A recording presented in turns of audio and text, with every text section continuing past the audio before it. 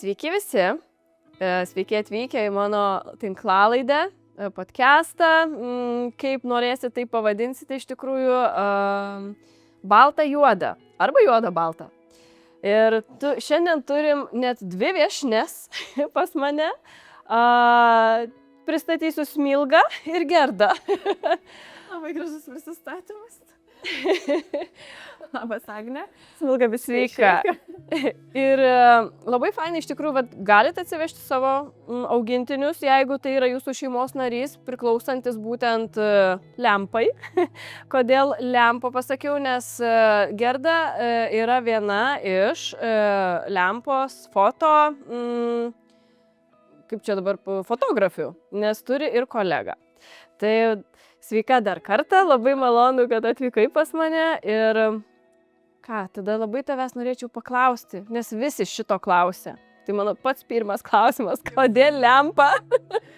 Taip, tai dėja neturiu labai romantiškos istorijos, nors norėčiau turėti labai gerą tokią įkvepiančią istoriją, bet mes pradėjom labai seniai šitą pavadinimą naudoti, kai dar Instagramo nebuvo, buvo tik Facebookas ir būdavo tie darbiniai profiliai ir asmeniniai. Nu dabar irgi taip yra, bet anksčiau tai buvo kaip ir naujas darbinis dar kažkuriuo metu atsiradę. Ir kadangi fotkinau tik ant vardo ir, tiesiog aš ir, kartais fotografuoju, bet toks bendras profilis kažkaip nesąmonė kažkokia. Gerai, reikia puslapio, bet puslapiui reikia pavadinimą.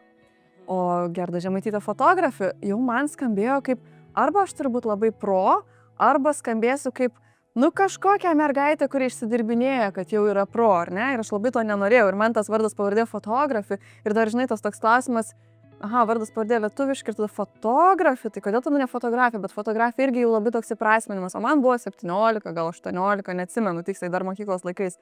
Ir tada galvom, kažką reikia paprasto, neįpareigojančio, galbūt netgi labai random. Ir balsavimai buvo taburetė foto, sofa foto ir lempa. Tada gal, lempa iš lempos. Ir viskas. Tai man šiek tiek yra gėda dėl šito pavadinimo, bet jis jau tiek prilipas, kad galbūt jau galiu susėti ne iš lempos, bet tiesiog, kad studijoje yra daug lempų.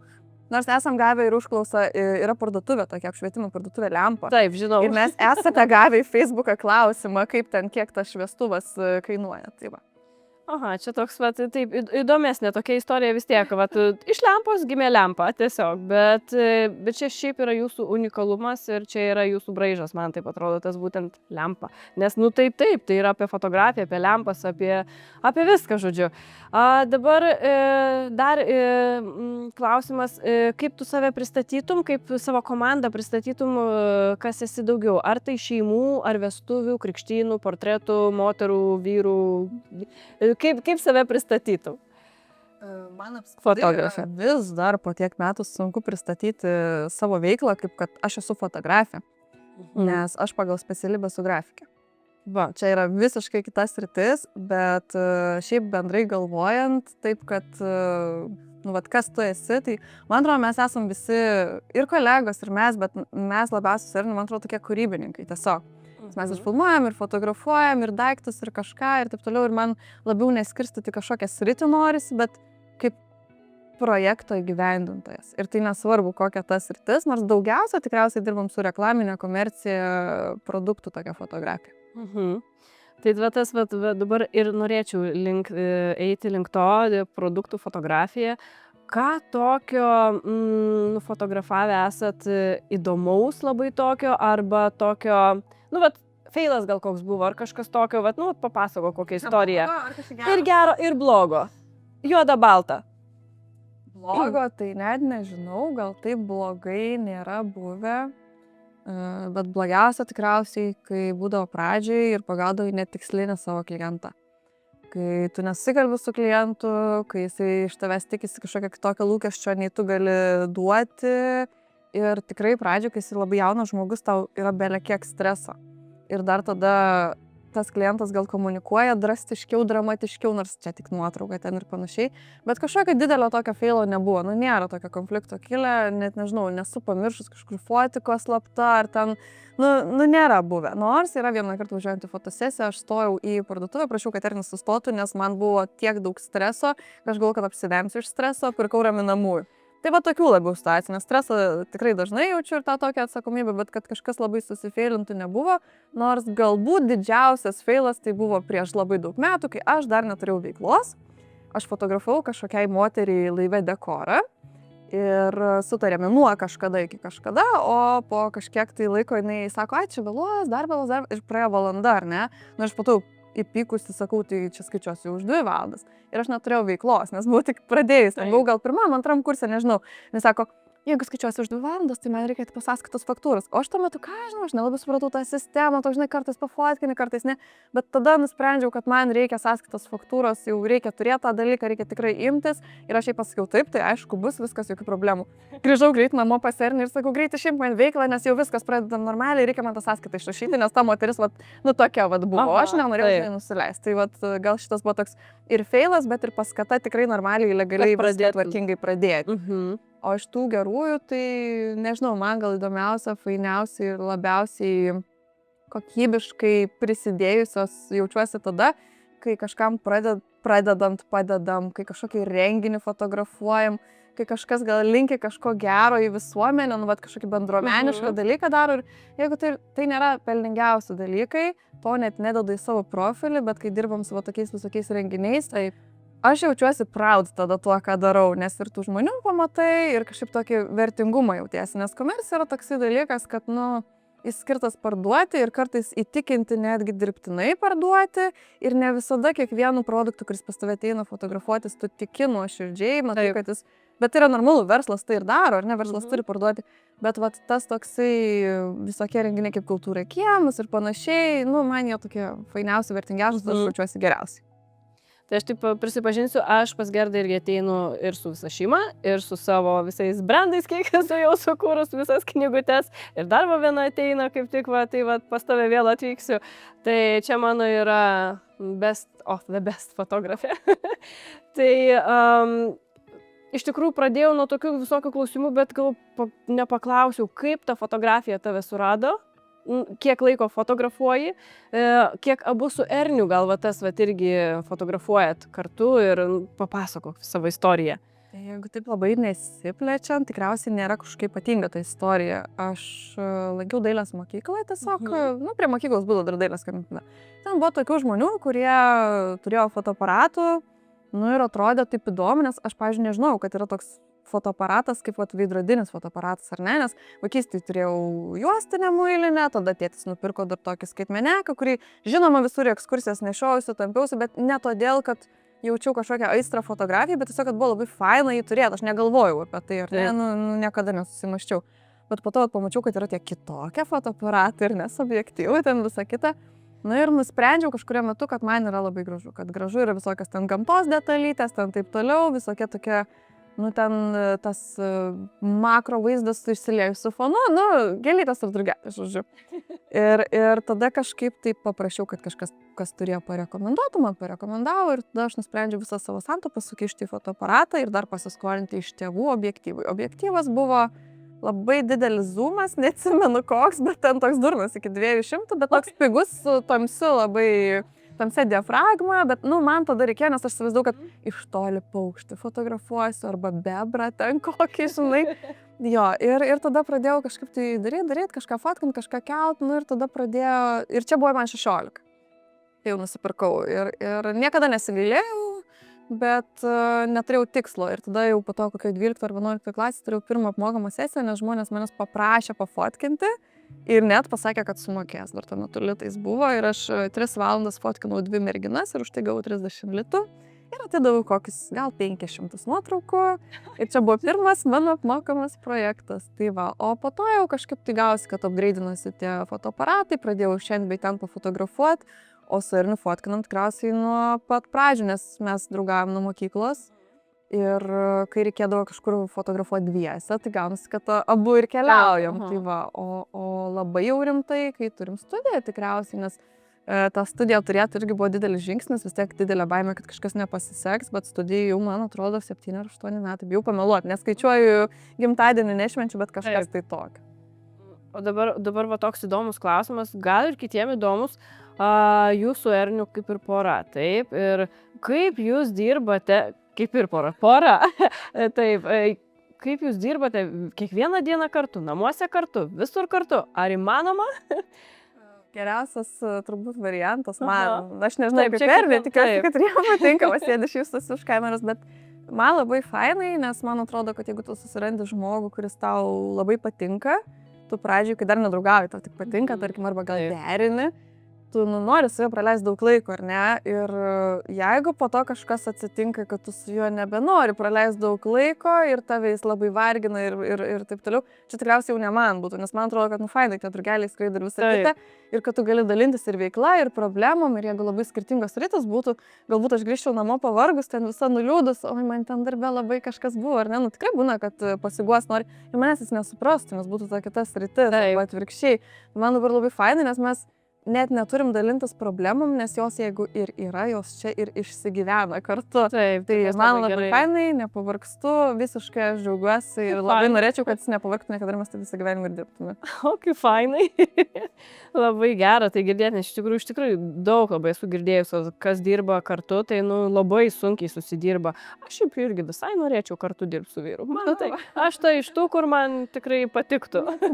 Taip, visiškai. Normalu, kad tikrai, bet kiti Ne, nu, reikia sakys, turėt. ką čia nusišnekit, po gali būti ir kitokia, tai faktas, kad gali, bet čia Taip, taip, asmeniškas taip, toks taip, požiūris, taip, kad, taip. nu, man tai fainai.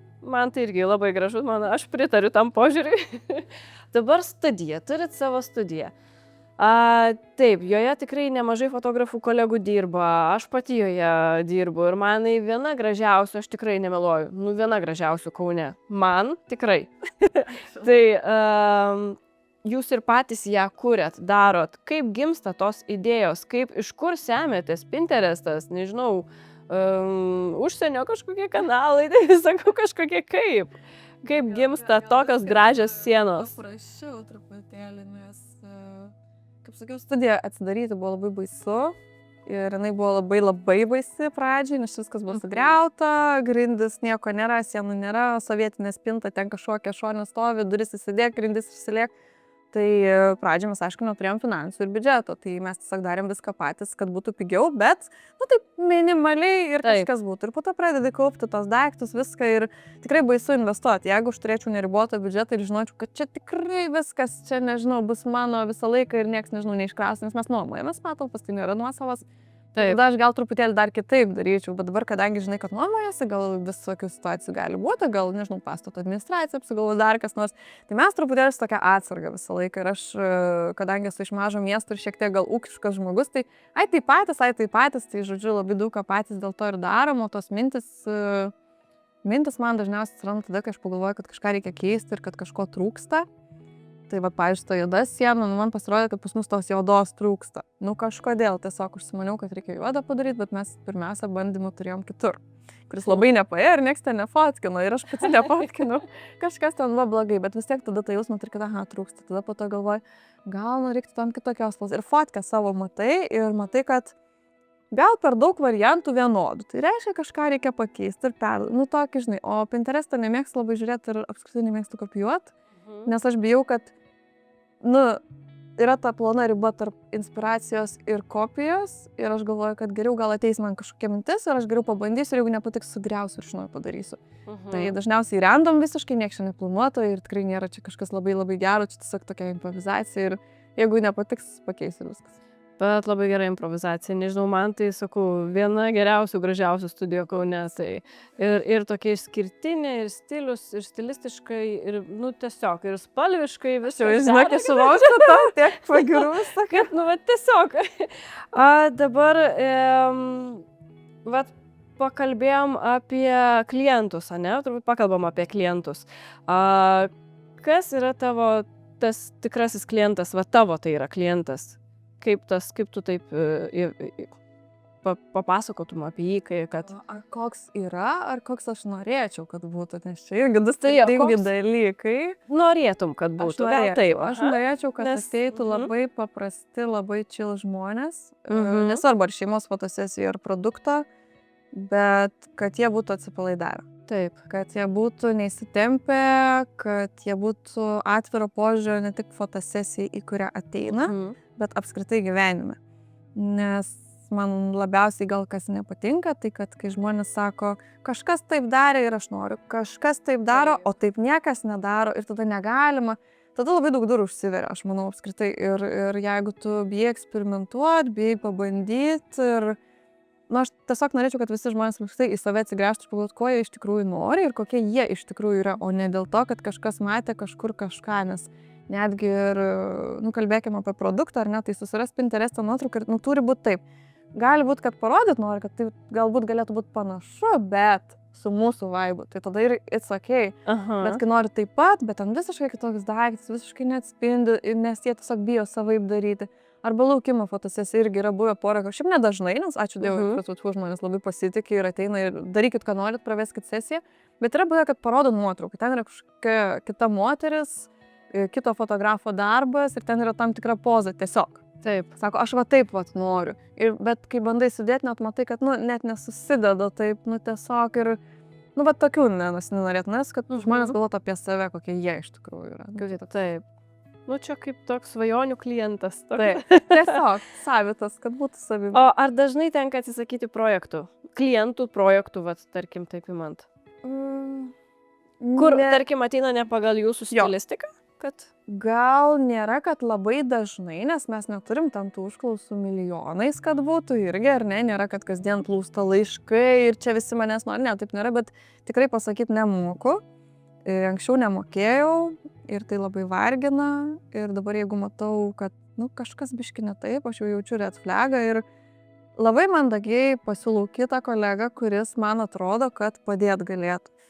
Labai bijau konfliktų, kažkokių netitikimų, tai dėl to visą laiką perklausiu 10 kartų, ar tikrai bus gerai, ar tikrai taip norėtumėt, galiu pasiūlyti tą, bet jeigu jaučiat, kad kažkas ne taip, tai galbūt kitas žmogus jums padėtų. Taip. Ir kitas dalykas, turiu blogą įprotį su klientais, truputį kartais atsakymą iš manęs reikia palaukti, nes aš, pavyzdžiui, gaunu e-mailą, aš jį kaip ir perskaitau vieną akim, kai šoksta truputėlį, bet tada išjungiu, kad prie neskaitytų.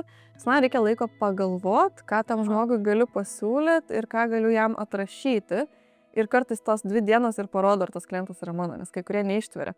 Aš jums rašiau, kad per e-mailą po valandos gaunu žinutę ir tada dar skambina. Viskas, čia ne mano, nes taip greit nesidaro. Jam reikia rytoj fotosesijos, jis nori taip greitai, čia tiek greit pafotkinsim. Man norisi skirti dėmesio, man norisi pasirūpinti to žmogų, man norisi, kad ta patirtis irgi būtų faina, nes jeigu tau nereikia patirties ir tau reikia labai greitai, tai dabar į tą šokstam ir pasidaryk. Ne mano klientas. Jo, dabar iš tikrųjų taip, jeigu pakalbėt apie dirbtinį intelektą, mūsų draugą, nedraugą, nežinau, bet ar labai pasikeitė, tarkim, produktų fotografija, ne? Ar daug pradėjo eiti žmonės jau link to dirbtinio intelekto, o jūs pamirštų, tarkim, ne jūs apskritai. Žiauriai daug matau ir žiauriai gerų. Deja, turiu pasakyti, kad labai gražių pavyzdžių matau, tikrai. Bet labai daug matau ir tų, kurie kartojas. Pavyzdžiui, 5 skirtingi brandai nusipirkę tą pačią, sakykime, aš įvardinsiu franšizę, bet taip nesivadinu. Tiesiog kažkoks paketas paslaugų. Jie tą patį rodo, tik tais gal skirtingas modelis, bet į tą patį siužetą įdėtas, gal tas pats produktas, bet ten kitam biški fone arba atvirkščiai, fonas tas pats, bet produktas. Jie tokie vienodi ir aš truputėlį galvoju, ant kiek naivus brandas turėtų būti, kad ant va šitų šoktų. O kitas dalykas, kur jau yra brangus, prabangus ir ten labai kūrybiškai padaryta, kur dirba prie to didelis dizaineris ir ten tikrai labai gražiai padaro, kur ten, wow, nežinau, įspūdingai, tai jis kainuos, vis tiek nekainuos pigiau negu gyvas žmogus. Taip. Ir tai yra tiesiog atskiras sritis, kurią galbūt labai fancy kažkokie žmonės ir darys, bet tie tokie, kur dabar susigeneravau, čia GPT fotkeitį ir įmečiau, tai vis tiek irgi ne mano klientas. Tai jisai nepasivogė, ar ne? Tai kažkiek matom tokių atvejų, kur kažkas įsideda tą fotkę, gal tai buvęs klientas, gal ir esamas, bet toks tai būna kaip intarpas. Vis tiek tai nėra ta pati paslauga ir aš tikiu, aš labai esu gal optimistė šitoje srityje, kad žmonės pavargs, jiems atsibos ir kad pas mane yra ateis tik tie, kurie nori tikrų dalykų ir gal kuriem experiences ir backstage'as yra svarbus. Aš aišku nesilygiuoju ten, sakykime, kokius fancy mados namus, bet jie irgi, kai daro projektą, daro plakatą, daro fotosesiją, jie ir tą visą backstage'ą paima kaip meno kūrinį. Ta prasme, ten tiesiog yra veiksmas, ten yra įdarbinti daug kūrybiškų žmonių ir tikriausiai dalyvauti tokiam projektui ir po to turėti rezultatą ir atsiminti, kad tai buvo nuostabus projektas, nuostabus žmonių subūrimas. Turbūt tas toksai jausmas ir daug geresnis. Tai aš linkstu link to ir tikiu, kad pasaulis gražus ir tas liks, bet kaip side įrankis. Taip. Ir aš pati naudoju Photoshop'e, man kartais reikia išnaikinti kokį akmenį, tai kartais išnaikino tobulai, bet kartais įdeda kokią lėlę kūdikio. Tu pasinaudoji to įrankiu, bet ne taip, kad pilnai, ar ne? Tai tik pagreitinti, paspartinti tau kažkokį darbą. Kad būtų greičiau ir, tarkim, taip. Taip. Tai dabar irgi, klausimas toksai, irgi toks, kaip ir apie klientus, kaip ir kartu apie daiktus, kaip produkto fotografija, kas tau yra maloniau? Ar klientų emocijos, ar daiktai, kurie nekalba? Prašiau yra fotografuoti daiktus iš emocinės pusės. Aha. Bet iš fizinės pusės paprasčiau yra fotografuoti žmonės. Nes jie patys juda, o daiktus reikia apkasti visokiam dekoracijom. Ir mes prie, tarkim, vieno buteliuko kvepalų vienam setui, kur yra 3 nuotraukos, sugaištam valandą, o valandą su šeima arba modeliu, kuris ten juda, visai keičiasi, ten būna 100 nuotraukų, tiesiog mes neatiduodam 100 nuotraukų, bet bent jau 100 atrankai galerijos mes galim jau pateikti, ar ne, kad atsirinkti tas 10-20 tų geriausių. Tai yra labai labai skirtinga ir sunku vienas dalykas viename, lengva kitame ir, negali labai prilyginti ir abu turi savo niuansų.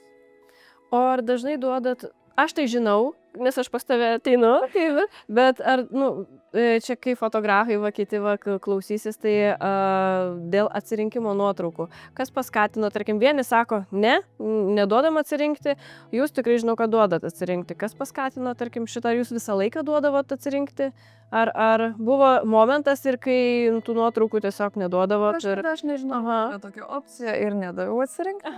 Tada sužinojau, kad yra tokia opcija ir visų pirma, tai yra 2 pliusai, vienas klientui, vienas man. Man yra pliusas, kad man nereikia daryti papildomo darbo, o klientui, kad jis mato, kaip jis atrodė. Tai aš duodu atsirinkti, nes manau, kad tai yra teisinga, kad jis pamatytų ir tai, kas buvo procese, nes aš atrinksiu gal kitokias nuotraukas, o žmogus tas kitas nuotraukas. Taip. Ir labai priklauso, kas renkasi. Jeigu rinksis tėtis, jis atrinks, kur mama ir vaikai gražus. Jeigu rinksis mama, tai netrinks, kur jinai graži. Nes vaikai visada gražus. Taip, vaikai visada. O produktui dar kitaip. Man atrodo, kad nuotrauka, kurioje beveik nesimato daikto, gali būti parduodanti, nes ten yra ta emocija kažkokia. O kai kuriem klientam atrodo, kad, pirmas įspūdis turbūt didžiulis jų daiktas, ar ne kažkoks. Tai, bet iš kūrybinės prasmės taip, atranka atidavimas klientui nukenčia tavo kažkokia kūrybinė pusė, sakykime, kiek jos komercijoje yra, bet tiek. Taip yra. Bet kita vertus tai padeda komunikacijai, susikalbėjimui ir supaprastina visą procesą. Ar buvo taškas, kad kai norėjote viską mesti, perdegimas kažkoks ir... Ne? Kaip gera girdėti, atrodo taip? Nežinau, man atrodo, kad mes esame labai laimingi. Ir aš labai žiauriai dėkinga, kad netyčia gavosi, kad aš atradau šitą sritį kaip savo freelancinimo šaltinį, nes jis vis tiek yra kažkiek kūrybiškas, kažkiek komerciškas, bet tai leidžia pasireikšti. Ir man labai patinka visi darbai, aš nekalbu tik apie fotografiją, gali būti kiti kažkokie tai darbai, kur tu susirenki portfolio, ar ne? Taip. Tu filmuoji laidą, ar ne? Ir tu turėsi tai kaip rezultatą ir tu visada turėsi, niekada nepamesi. Taip. Kažkas keliauja ir susirenka ten gal receptus iš kokių dėdžių. Knygą receptų padaro, turi tą knygą, autorius parašo. Tai su fotkim irgi yra tas pats, kas tu susirenki savo projektų portfolio ir tave jisai gali džiuginti po to, tu turi kažkokį rezultatą. O kai kurie darbai, kurie yra kitos visiškai srities, jie kad ir sprendžia problemą, kad ir padeda galbūt žmonėms, bet nėra to...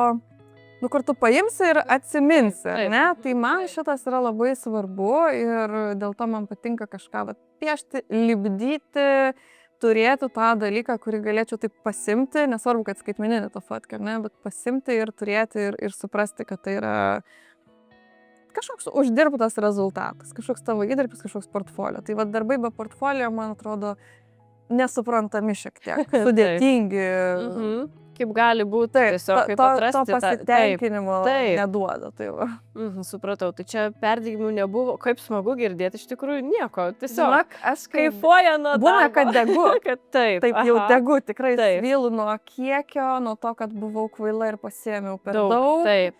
Būna ir kalėdos. Dirbi kaip studentas, nebūtinai kalėdos, bet kažkas tokio intensyvaus, kur yra deadline'ai, bet aš tada kartais naktį dirbdama pasijaučiu tokia jauna ir gyvybinga, kaip atsimenu studijų laikai, žinai, tu sėdi per naktį, tau čia sesija, tau čia reikia padaryti tą projektą, tau ten, nežinau, baigėsi dažai, bet tau vis tiek reikia rytoj jau atnešti padarytą tą dalyką, jau ekspoziciją kabinti per peržiūras.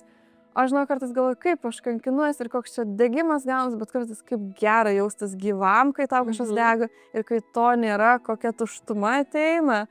Ir kaip sunku tiesiog nieko neveikti, tai čia yra ir problema, ir džiaugsmas viename. Ir mane tai veža iš tikrųjų ir kol aš patempiu, man labai patinka. Kaip smagu girdėti. O ką sunkiausia yra pripažinti kaip kūrėjų aplamai? Fotografijai, tarkim. Kad daug ko nemoki ir niekada iki galo neišmoksi tikriausiai. Nu čia fotografija, kad niekada nepasieksi tobulo rezultato ir kad gal čia pradžiai būna kažkoks naivumas paauglystėj, kad tu nori, nesvarbu kokią sritį darytum, aš čia būsiu žiauriai geriausias, taip toliau. Nėra geriausio. Turbūt yra milijardas vienos specialybės atstovų, kitos specialybės atstovų ir tu būsi vienas iš jų ir tu tiesiog gali savo sritį daryti kažkokį gerai darbą. Ir tai nereiškia, kad tu kažkoks blogas dėl to, kad tu nesi geriausias ar garsiausias. Tas garsumas irgi yra kartais pažinčių kažkokių dalykų. Taip. Svarbiausia, kad tu nuoširdžiai padarytum savo darbą ir būtum, nuoširdus tai, ką darai. O ten, kad būsiu geriausias, nes kodėl, nes mane kažkas tai pamatys ar kažkur parašys, bet tai nereiškia, kad tu geriausias, apie tave tai gal parašys, gal tu žiūri feilą darai, ten kokią iš vis apgaudinėjai žmonės, ar ne, kiek įmonių kokių yra, arba tų pačių politikų, ar ne, jis nėra geriausias, nes apie jį kalba kiekvieną dieną, jis ten feilų belė kiek daro ir gal to iš vis į kalėjimą atsisės. Tiesiog tas garsumas, gerumas, tas matas apskritai būtų kažkokiausia, man atrodo, nepriimtinas ir nereikia to ir jauniems žmonėms kažkokiem, nenorėčiau, kad visi dėl to varžytųsi, ar ne? Turėtų tiesiog, kad tau turi patikti, ką tu darai. Ir jeigu tau kažkas nepatinka, reiškia kažką pakeisti, kažkur judėti. Nereikia viską mesti, bet truputėlį palaviruoti ir gal jau tau bus geriau. Tikrai taip. O filosofiškai taip atsakei labai gražiai iš tikrųjų. Kaip apibrėžtum savo estetiką, savo kuriamą fotografiją 3 žodžiais? 3 žodžiais. Taip, 3. Aš nepasiraušiau šitą klausimą atsakymą. Nieką nepasiraušiau. Aš nežinau. Negaliu to pasakyti, nes labai yra skirtingų klientų. Gal ko aš norėčiau labiau galiu pasakyti. Nes man teikti, kad aš kažką darau yra sunku. Taip. Labai sunku netgi. Aš norėčiau, kad tai būtų random. Čia žodis būdvardis, man random, ar ne? Kažkas netikėto. Tada dar norėčiau, kad tai būtų neakivaizdu, bet irgi ne visada tai pavyksta, nes tai yra komercinė fotografija ir tu turi akivaizdžiai kažką parodyti. Ir paskutinis, aišku, aš noriu, kad būtų estetiškai. Nemanau, kad estetika yra svarbiausias dalykas planetoje, bet man patinka. Man gražu yra ir net kas yra idėjiška, kūrybiška ir dar kažkaip ir kai būna negražu, viskas yra okei. Bet mano srityje tikriausiai reikia, kad būtų estetiška, nes tai turi parduoti. Tikrai taip, ir turi parodyti, ir visą laiką estetinis vaizdas yra gražiau, net kaip ir taip. Kas jūs labiausiai vargino šiuolaikinėje fotografijoje, būtent? Kopijos, tikriausiai. Tu pamatei, kad kažkas nusifotkino taip, tai dėl to kažkas kitas nori taip nusifotkinti. Žmonės, kurie sako, aš mokėsiu fotkinti tik tada, kai fotkinsiu, kaip kažkas trendas per kalėdas su lollipopsu kalėdiniu. Man žinok, aš irgi jau jam pasidaviau. Tiesiog apskritai visi tie trendai, kai ateina nuotrauka kažkokia ir visi pasidalina. Taip. Man žiauriai nevaibas, nežinau, nepatinka. Bet, aš suprantu, kad tai yra smagu, tai yra žaidimo forma kažkokia, bet tai yra asmeniškai ne man, labai ne man. Tiesiog nepatinka. Ir suprantu, kad tai sukelia didesnį tokį lyginimosi ir peržiūrų galbūt kiekį, bet norėtųsi, kad, kaip ir sakiau, kažkur, kad visi būtų unikalūs ir savaip sugalvoti. Būtų daug smagiau, tikrai daug fainiau. Ar tu turi fotografą, į kurį norėtum lygiuotis, užsienio, nebūtinai Lietuvos, ar kurį seki žiūri, bent kažkokį tokį? Vieno ne, ir niekada nemėgau kažko labai lygiuotis ar žiūrėti, bet mane labai žavi. Aš bijau pameluoti, nes istorijai nesu labai gera. Praeito šimtmečio gatvės fotografai, kurie fotkindavo juostą ir eidavo į gatves ir tada buvo šiek tiek kita socialinė situacija, buvo daugiau tokių visokių niuansų. New York'e, kur dirbdavo, Paryžiuje ir Taip, tose čia didmiesčiuose, tokie- kai taip. pas mus dar to nebuvo. Man tiesiog labai spūdingai atrodo, nes, pavyzdžiui, pas mus tuo metu net nebuvo ir skirtingų rasių, ar ne, skirtingų šalių atstovų. Ten visokie arba keistuoliai žmonės, nu, pavyzdžiui, Diana Arbus kokia nors, ten irgi praeito šimtmečio, ar ne, fotkino, nei jinai ten buvo garsiniai kažką, bet dabar mes istorijų mokomės, arba ten koks Abot, pavyzdžiui, buvo irgi tokia fotografija, arba pamiršau pavyzdį, tas, kur virš balos šokinėja su dviračiu, Bresonas, Bretonas, ir visi tie tokie seni, kur iš gatvės ir ten viskas taip random vyksta ir ten daug toj nuotraukui, čia ir pagrindinis personažas, čia kažkas dar, nu toj nuotraukui yra visas vaizdas, lyg judesys kažkoks vyksta, tai mane žiauriai žavi. Aš nesakau, kad aš norėčiau tai daryti ir man gatvėje fotkinti iš vis daug streso tikriausiai būtų, nes viskas juda ir aš nemėgstu judės, dėl to tu studijoje ir jaučiuosi stabiliai, man žiauriai žavi. Nu, ta prasme, čia yra gražiausias dalykas, toks gyvenimo atspindėjimas nuotraukose ir iš garsiausių gal koks Salgado Sebastianas yra, kur arbatos plantacijose fotkindavo tą darbą sunku. Nu, tokius šiek tiek socialios temos, ar ne? Jos gal nėra parduodančios labai smarkiai, bet jos emociškai paliečia šiaip. Taip, mane kabina, labai kabina. Šiaip taip ir mane tokios kabina, jos kitokios yra negu, nu, va dabar, va, tarkim, tos pagrindinės tiesiog šypsena ir daugiau nieko kaip ir, arba taip. Tas tai taip.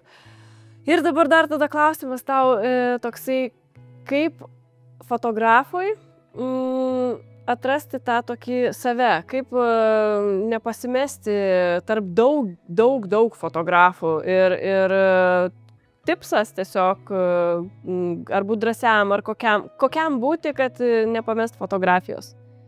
Na, aš jeigu būčiau pradėjus anksčiau ir norėčiau tipso iš savęs dabar, tai tiesiog nebijau kažką daryti, nes aš labai bijojau ir eiti ne į normalų darbą ir fotografuoti. Bijojau atsidaryti studiją. Ačiū Dievui, Vaernis sakė, darom, viskas bus gerai. Arba ten kažkokios reikia technikas, perkam, bus gerai. Tiesiog siūlau nebijot, nes jeigu tu pabijosi ir to nepadarysi, tai tu po to galbūt gailėsis. Bet jeigu tu padarysi, vienintelis dalykas, ką tu prarasi, tai tik tais pinigus. Nu, ta prasme, tai yra tik pinigai ir kai gyvenime viskas sukasi apie pinigus ir taip toliau.